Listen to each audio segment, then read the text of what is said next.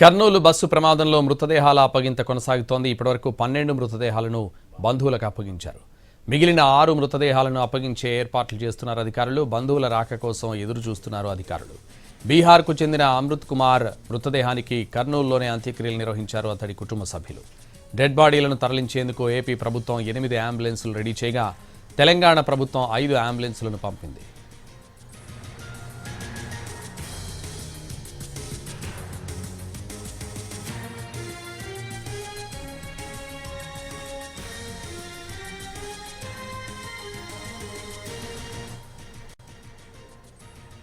Kurnool bus ప్రమాదంలో మృతదేహాల అప్పగింత కొనసాగుతోంది. ఇప్పటివరకు 12 మృతదేహాలను బంధువులకు అప్పగించారు.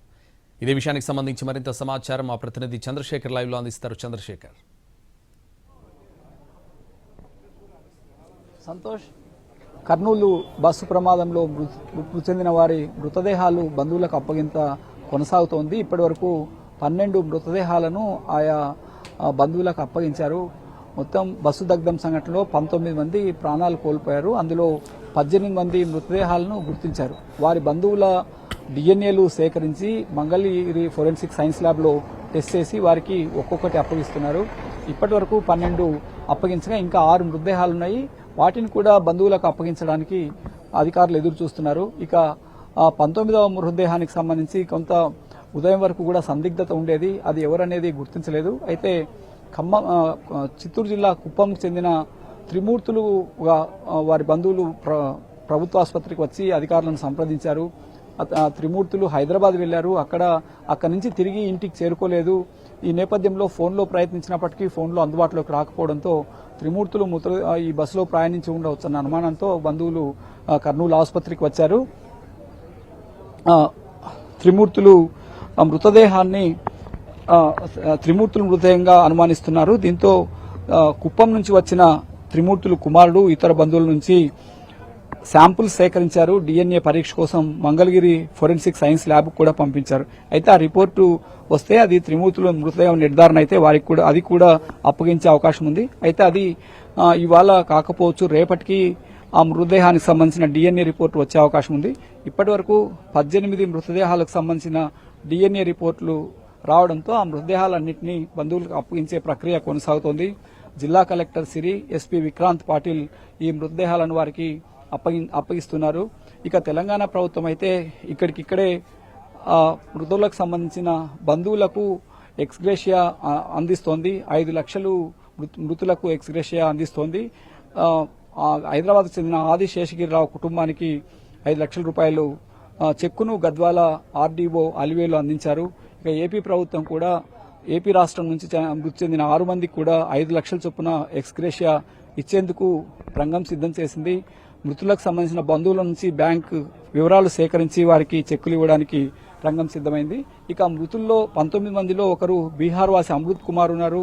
ఆయన మృతదేహాన్ని కర్నూలులోనే అంత్యక్రియలు చేయాలని బంధువులు కోరడంతో ఇక్కడే మృతదేహాన్ని అప్పగించారు. వారు అంత్యక్రియలు చేయనున్నారు. ఇక మిగిలింది ఒకే ఒక మృతదేహం. అది రేపటికి డిఎన్ఏ పరీక్ష రిపోర్ట్ వచ్చిన తర్వాత త్రిమూర్తుల మృతదేహాన్ని కూడా వారికి అప్పగించే అవకాశం ఉంది.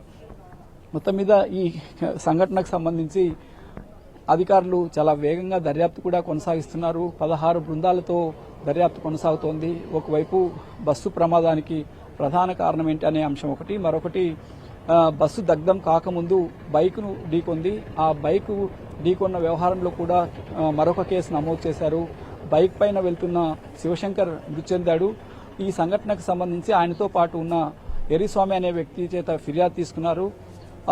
ఈ బైక్ అక్కడికి వెళ్ళడానికి ముందు కర్నూలు సమీపంలో వైన్ షాప్ లో ఇద్దరు కలిసి మద్యం సేవించారు. అది 2 దఫాలుగా సేవించారు.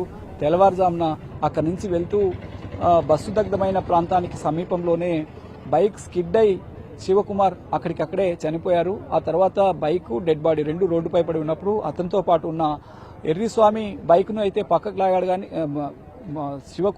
శివశంకర్ను పక్కకు లాగాడు కానీ బైక్ను లాగే క్రమంలోనే కావేరీ ట్రావెల్స్ బస్సు వేగంగా వచ్చి ఢీకొనడం, ఆ బస్సు బంపర్లో ఇరుక్కుపోయి 300 మీటర్లు దూరం రోడ్డు పైన రాసుకుపోవడంతో స్పార్క్ వచ్చి బైక్ పెట్రోల్ ట్యాంక్ ఓపెన్ అయ్యి ఆ తర్వాత మంటలు చెలరేగి పూర్తిగా దగ్ధమైంది. ఈ సంఘటనకు సంబంధించి 2 వేర్వేరు కేసులు నమోదయ్యాయి. ఈ నేపథ్యంలో కావేరీ ట్రావెల్స్ యాజమాన్యం పైన ఆ డ్రైవర్ పైన కూడా కేసు నమోదు చేశారు. ఇంకా ఈ బస్సులో ఎలాంటి లోపాలు ఉన్నాయి, రిజిస్ట్రేషన్కి సంబంధించి ఎలాంటి ల్యాప్సెస్ ఉన్నాయి వంటి వ్యవహారాలపైన ఆయా శాఖల అధికారులు దర్యాప్తు కొనసాగుతోంది. సంతోష్.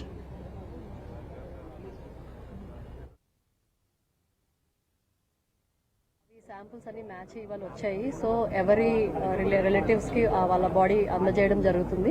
సో ఇప్పటి వరకు ఒక 10 బాడీస్, ఒక 7 ఫ్యామిలీస్ వి అందజేశామండి. అండ్ రేపు ఇంకొక 2 వస్తున్నారు. సో మనకి ఒక అన్ఐడెంటిఫైడ్ బాడీ ఏదైతే ఉందో అది కూడా ట్రేస్ చేయగలిగాము with the help of police department. So Trimurthy అని చెప్పి తెలిసింది ఆ బాడీ ఆ వ్యక్తిదని చెప్పి. వాళ్ళు కూడా రిలేటివ్స్ వస్తూ ఉన్నారు. వాళ్ళ డిఎన్ఏ శాంపిల్ ఇవాళ మార్నింగ్ ఇవ్వడం జరిగింది కాబట్టి మాక్సిమం రేపు మార్నింగ్ కల్లా మేము రిజల్ట్ ఎక్స్పెక్ట్ చేస్తున్నాము. సో వాళ్ళ బాడీ కూడా వచ్చింది, వాళ్ళ రిలేటివ్స్ కూడా వచ్చిన తర్వాత ఆ బాడీ అందజేయడం జరుగుతుంది. అవి శాంపుల్స్ అన్ని మ్యాచ్ ఇవాళ వచ్చాయి. సో ఎవరి రిలేటివ్స్ కి వాళ్ళ బాడీ. కర్నూలు బస్సు ప్రమాదంలో మృతదేహాల అప్పగింత కొనసాగుతోంది. ఇప్పటి వరకు 12 మృతదేహాలను బంధువులకు అప్పగించారు. మిగిలిన 6 మృతదేహాలను అప్పగించే ఏర్పాట్లు చేస్తున్నారు అధికారులు. బంధువుల రాక కోసం ఎదురుచూస్తున్నారు అధికారులు. బీహార్కు చెందిన అమృత్ కుమార్ మృతదేహాన్ని కర్నూలులోనే అంత్యక్రియలు నిర్వహించారు అతడి కుటుంబ సభ్యులు. డెడ్ బాడీలను తరలించేందుకు ఏపీ ప్రభుత్వం 8 అంబులెన్స్లను రెడీ చేయగా తెలంగాణ ప్రభుత్వం 5 అంబులెన్స్లను పంపింది.